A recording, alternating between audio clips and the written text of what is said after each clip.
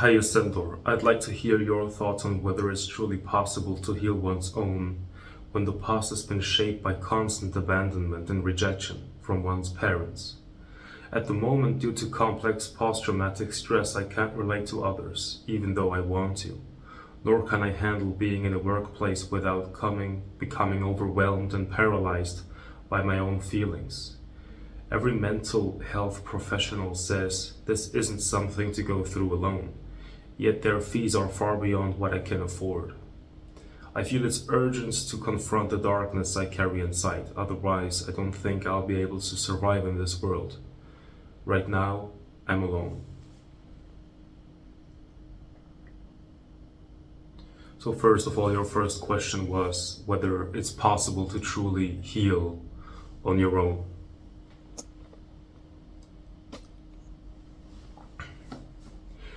It is only possible to heal on your own. Even if you have a therapist, the therapist is not a magical healer who can snap with their fingers and heal you. He can only show you one of many ways, and then you have to experiment with him. But the actual healing will only take place in you.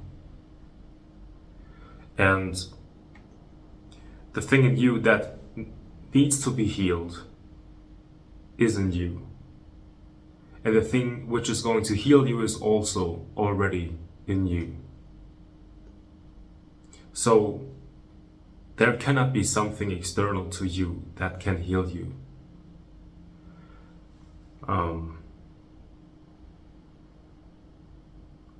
Your past has been shaped by constant abandonment and rejection from your parents. So what's going to happen when you're going to a therapist is he wants to know about your past. And what's going to happen is that you are going to re-identify with your past. You are not just your past. It doesn't mean that your past doesn't matter at all. Maybe at some point it won't. It won't matter at all. But even if it matters, and I don't want to take this away from you, it doesn't mean that you are your past. You are much more than your past. But what's going to happen when you're going to a therapist is that the therapist is going to talk to you in a way that makes you feel that you are your past. You're going to talk about the tragic events that happened in the past, and then the therapist is going to be like, It's almost like you are such a poor little thing. But you're not a poor little thing. There is something in you that is untouched and strong. And true healing starts with the recognition of that. At the moment, due to complex post-traumatic stress, I can't relate to others.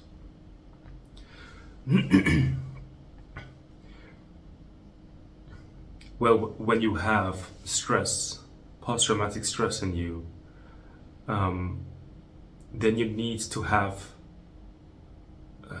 a certain time in your day when you are exclusively working on that in a way that is soothing you. The more stressed a person is, the more unlikely it is for that person to really have a good connection to other people. It's not just to other people, but to animals and objects, and just to have a connection when you are stressed. Then it's like your life energy isn't really flowing. Your life energy cannot really flow.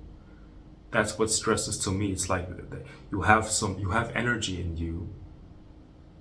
Everybody has energy. It's like a river, but when there are blockages in this river, or it's freezing, or it's already frozen, then it's still there. It's not just gone, but something feels it's just agitated. It's stressed. It is blocked, and when it's blocked, then you're unable. This river in you is unable to flow over to another river, to another plant, animal, human, object, because it's frozen here. So you say that you cannot relate, but you will relate again once you bring this river into flow again. And you can do this by really take an hour or two out of your day.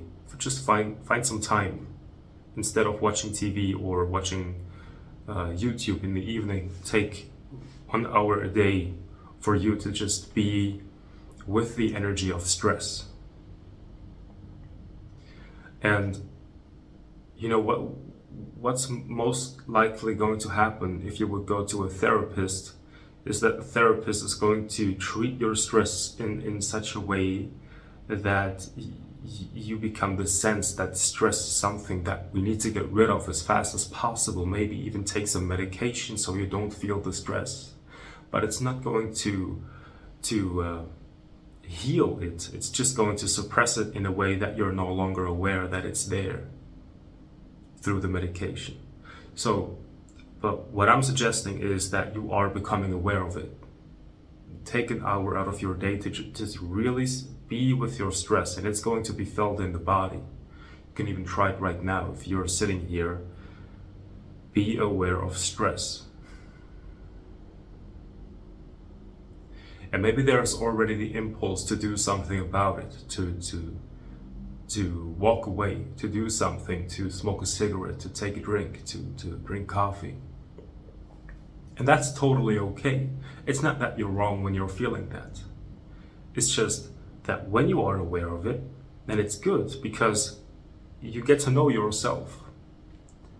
But you don't get to know your past, you get to know yourself right now. Your ego as it's behaving right now. And that's a good thing. So just be with your stress. And maybe in the beginning it could even be helpful to take some notes, to really just write down who you think you are.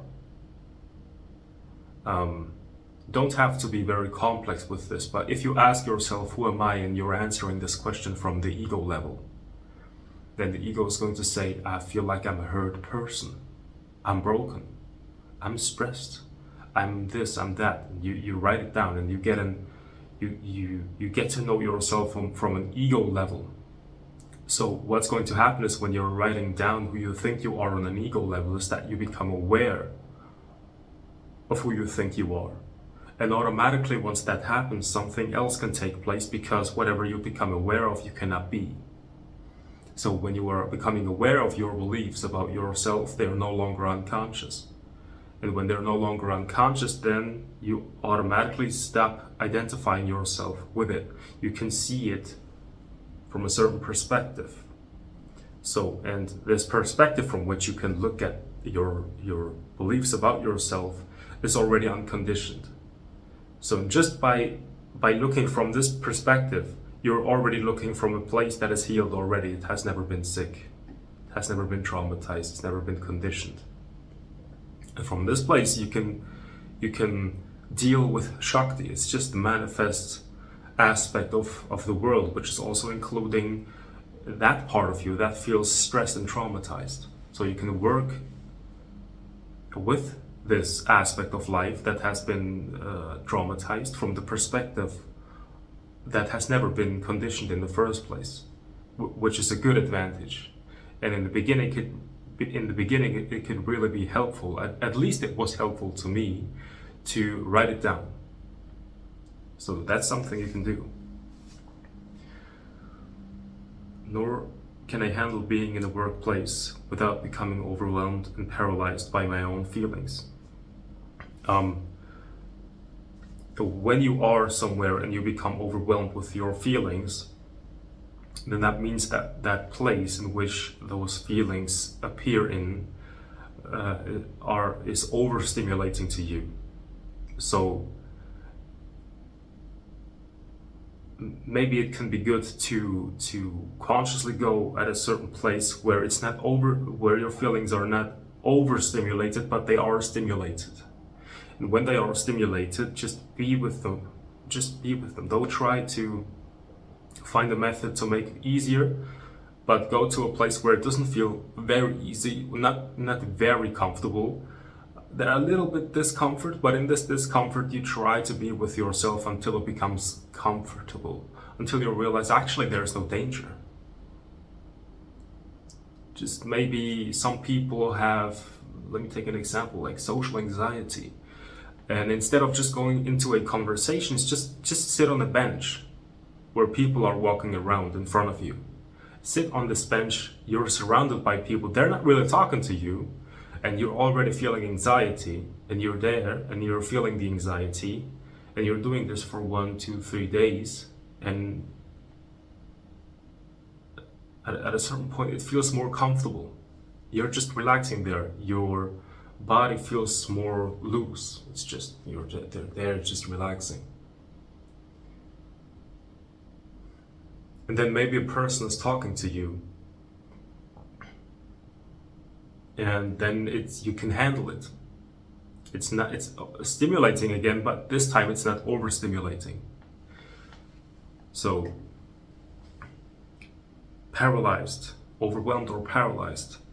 When it happens though, because it could happen anytime again, when you feel overwhelmed or paralyzed, that's also something that you are becoming aware of. So allow yourself to be paralyzed. You know, the way that you're phrasing the sentences, it shows that you don't want to be overwhelmed. You don't want to be paralyzed.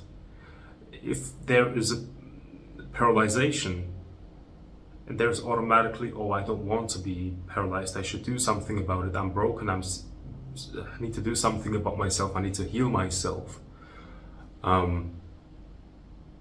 That's what it's actually perpetuating the problem. When you're paralyzed, be aware, I'm paralyzed right now, and just allow yourself to be as you are right now, because that's love.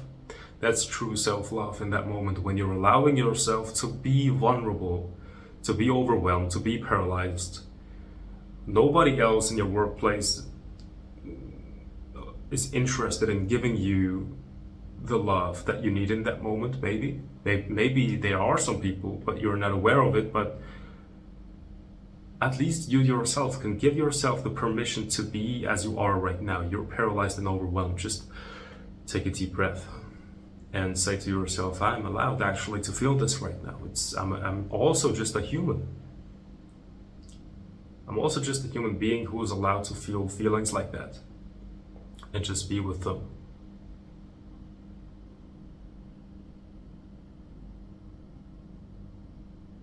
And then it feels painful, feels like anxiety, feels tense. Don't try to change something about it. Don't try to relax if your body isn't ready yet.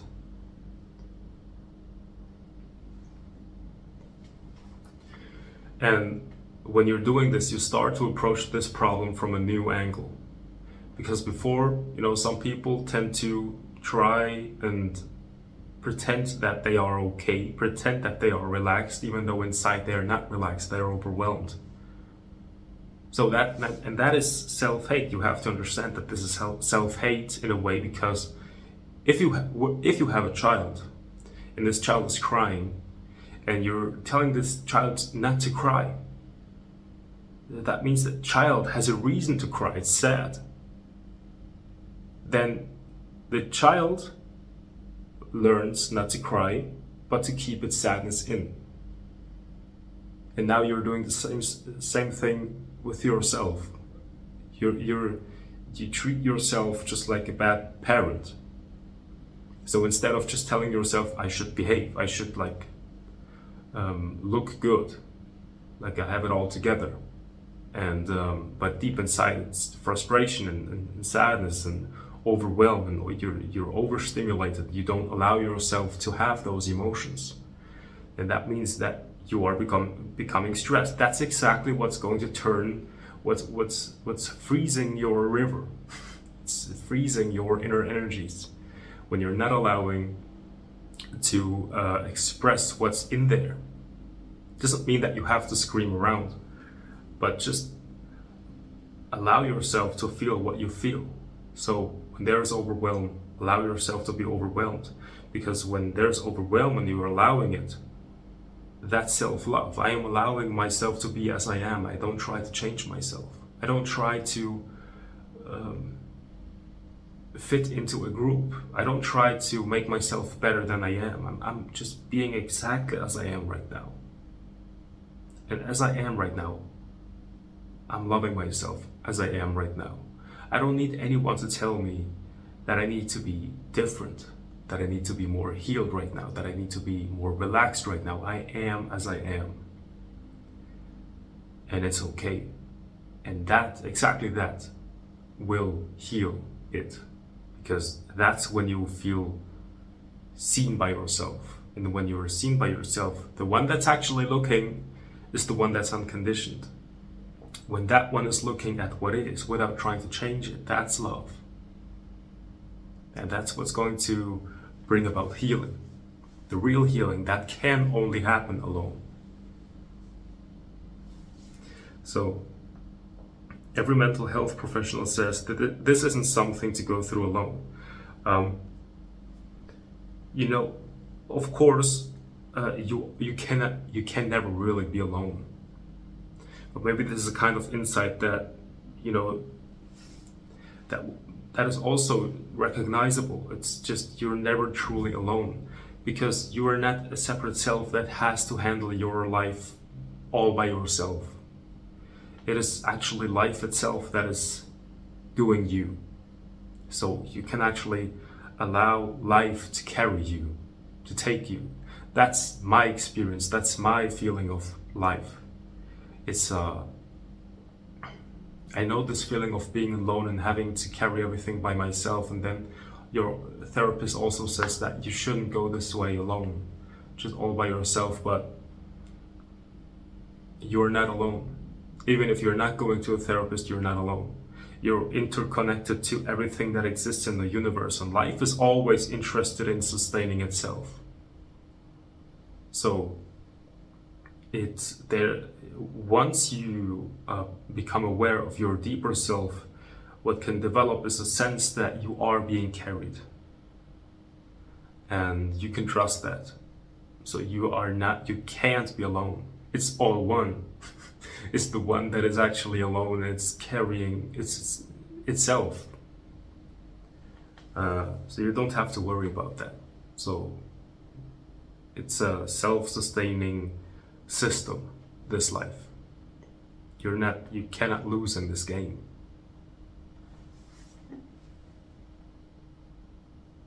But it's true, it's always better to have someone that can help you, but life isn't this simple. Sometimes people are in situations where this is simply not possible. And if it happens that it's not possible, then that has its own reason. So you're exactly where you're supposed to be. You're not wrong. So I was also in a situation where I was totally alone. Everybody I ever knew was just gone. They ghosted me or blocked me without explanation. And also in the future I had no plans, and now I was only able to be present right now because there was nothing to touch in the past, there was nothing to look forward to in the future.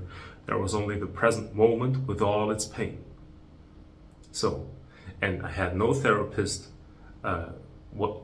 wouldn't have been able to afford a therapist, and there was only this moment. And the only thing that I was able to do, didn't have any other choice, was to surrender.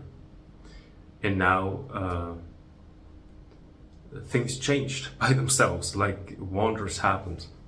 And it's not just happening to me, it happens it can happen to anyone.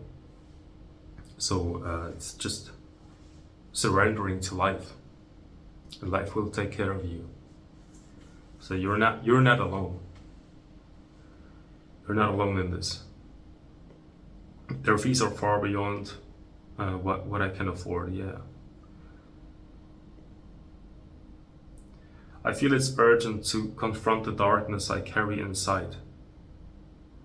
Yeah, but don't treat it like a horrific thing. Maybe it feels horrific, but it's really just your ego that wants a little love. It's like a garden. If you don't look at your garden, if you don't care about your garden, then it's going to, after some years, it's going to look horrific. But if you take care of your garden, which means you just look at it, just by looking at it, there are some decisions that come out of nowhere. Okay, I'm going to take care of this flower, I'm going to get some water and take care of this and that. So then after a few months, your garden is going to look beautiful. It's really just your ego that wants a little attention, and then it's no longer darkness. So it's really just taking care of yourself. By being with yourself, take 1 hour out of your day to be with yourself. Otherwise, I don't think I'll be able to survive in this world. Yeah, it's not, you're not meant to live in this world without taking care of yourself.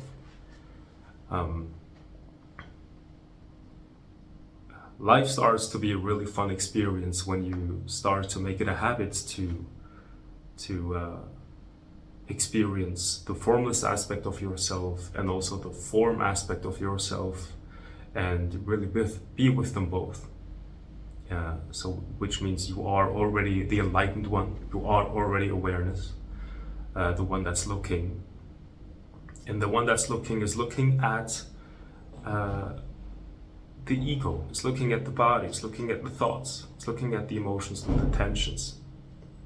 So you're looking at it, and by looking at it and not trying to change anything, you can really just relax and see what's there.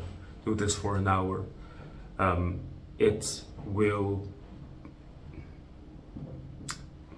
There will be a change by just simply looking at it. Because the one that's looking is unconditioned. So the decision to change something is not coming from the past, it's coming from the here and now. It's coming from a fresh intelligence and not from your past. So just do this thing. Just be with yourself. Look at yourself for an hour every day and get to know yourself.